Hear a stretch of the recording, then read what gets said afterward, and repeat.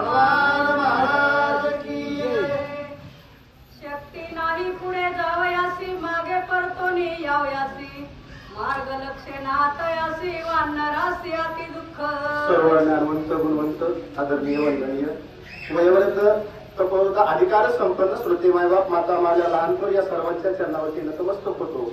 गुरुवर्य गुरुनाम भगवान बाबा, गुरुवर्य गुरुनाम माऊली दादा आणि भक्त शिरोमणी हनुमानजी यांच्याही चरणाला साष्टांग प्रणिपात करून या ठिकाणी वेळेवर त्या शब्दामध्ये कथेचं अनुसंधान सांगण्याचा प्रयत्न करेल. प्रभू तुम्ही महेशाच्या मूर्ती विदुराची तसे भक्ती बोल जरी गंगावती स्वीकाराल की. ओम नमो जी अध्याय वेद प्रतिपाध्याय जय जय संवेदे आत्मरूपा. देवा तुझी गणेशू सकलार्थमची प्रकाशू मनी निवृत्ती दासू अवधारित. याच्याशिवाय बुद्धी पुढे काम करत नाही. माऊलीनं सांगितलंय तसं तुम्ही भगवान शिवशंकराच्या मूर्ती आहात.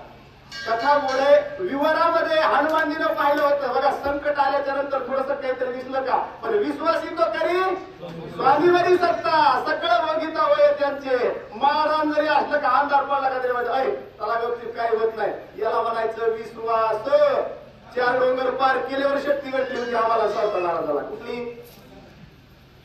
मानगऱ्यातली नुसती आवाजावर करत होत पहिलीच वेळ होती. गौरव पाहिजे का बाबा खरे खरे गाडी लावली लांब बसावर. याचं कारण सांगायला अनुभव म्हणजे हनुमानजीला विश्वास होता. बाकी त्याला म्हणले घाबरू नका, इथं पाणी दिसतंय, पक्षी उडू लागले, चला म्हणजे आपल्याला काय होत नाही, आपली राखण करणारा राम आहे, तुम्ही कशाला भेटतात म्हणजे. पण तिथं गेल्यावर 1 महिन्याचा उपवास घालला होता. कासावी झाले म्हणले चालू नाही विचार चला याच्या मागं काय होईल ती बघू. पाय उचलला त्यांचा. आता आपला या ठिकाणी अंत होतोय म्हणजे सर्व वानर मंडळी मध्ये विवरामध्ये गेलेले तेवढे विकळ झाले पुढे जाऊ लागले. कार्य प्रभूचं करायचंय. देह जावा तो राव पांडुरंगीत रडा भाव. पुन्हा पाठीमागं पाहायचं नाही. आता तरी पुढे एकदा आपण याच्यात पाय ठेवला का पुन्हा मागं वळायचं नाही. मागे झाले पाहू नका पुढे जावी नाही तुका.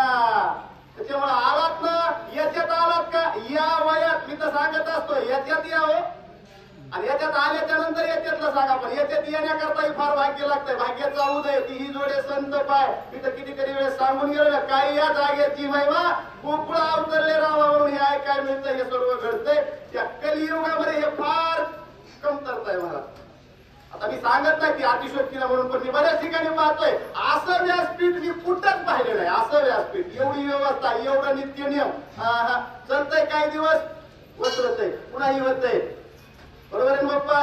मग तसं हे नवीन नाही चालत त्या ठिकाणी. सातत्य पाहिजे त्या ठिकाणी. दिनरजनी हातचे धंदा गोविंदाचे पवाडे त्या ठिकाणी. जन्मोजन्मी आम्ही बहु पुण्य केलं तेव्हा हे चालतंय. मात्र हनुमानजी सर्व वानर सैन्याला या कार्याकरता घेऊन गेले. पुढाकार घेतलेला प्रत्येकानं शरण हनुमंता. बरोबर आहे का. मनोजव मारून तुल्यवेद्यं जितेंद्रियं बुद्धिमत्तां वरिष्ठं वातात्मजमानरिद्धं मुख्यं श्रीराम दूतं शरणं प्रपद्ये.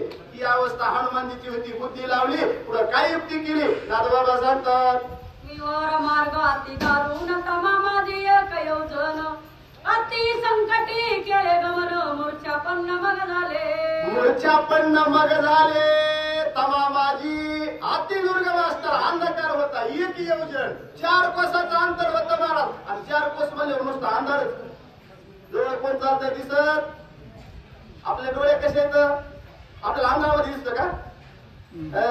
तिथं एकच डोळेवाला बाबा होता. त्याला अंधारात नाही सर्वच काळाला त्यांचे डोळे चालू होते म्हणून ते पुढे होता की नाही. म्हणून ते तुकारामाला शरण हनुमंता तुम्हाला रामत होता. ते म्हणले या माझ्या माग. पुढचा रस्ता दिसत होता. ही अवस्था होती म्हणून म्हणले 4 कोसाचा अंतर त्या ठिकाणी. एक योजन चालत गेले. अंधारात कोणाला काही मिळ नाही. आपण जगतो का वाचतो का नाही.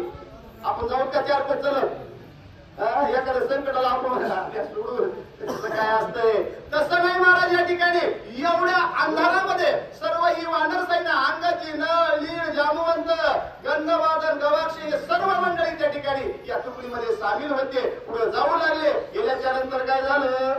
तमे गिळली प्रज्ञा संज्ञा निर्हारे गिळले चैतन्य तृषेने शोषिले वदना शब्द संज्ञा निमाले. शब्द संज्ञा निमाली. तोंडातून शब्द निघायला काय लागतंय. पण तुझा उपास असल्यावर कसं होतंय. त्यावर तोंड चुकलं. एकादश आणि आदल्या दिवशी मध्ये उद्या एकादश आहे हा ना एकादशी दिवशी 3 टाइम शाबू तरी पुन्हा द्वादशीला म्हणायचं हा येऊ द्या कालची एकादश पुन्हा म्हणायचं कसं आहे उपास आहे नाही का इथं तर काय झालं होतं म्हणजे मुखातून शब्द निघत नव्हता सवत्या विसवत्या होऊ लागले मूर्छित अवस्था होऊ लागली शक्तीहीन झाले इंद्रिय क्षीण झाले पंचधातू त्या ठिकाणी असणारे क्षीण झाले महाराज या वानर मंडळीचे त्याच्यामुळे मुखावाट शब्द निघत नाही फक्त हनुमानजी घेऊन चालले तर अंधारामध्ये कुठं घेऊन चाललाय बाबा काय पण एकदा विश्वास ठेवला का कुठं विनिहा बरोबर आहे का नाही तिथं संत होते त्या ठिकाणी असणारे आणि म्हणून या सर्व वानर मंडळी हनुमानजीच्या पाठीमागे जाऊ लागलेले मात्र गेले त्यानंतर काय झालं देवी प्रलय काळी जीव महात्मी होती आपण लव देवी वानर वीर सर्व पूर्व विसरले हो काय होतंय म्हणले विचलले मग त्यावेळेस महाप्रलयाच्या वेळेला आता आपला त्या ठिकाणी प्राणांत होतोय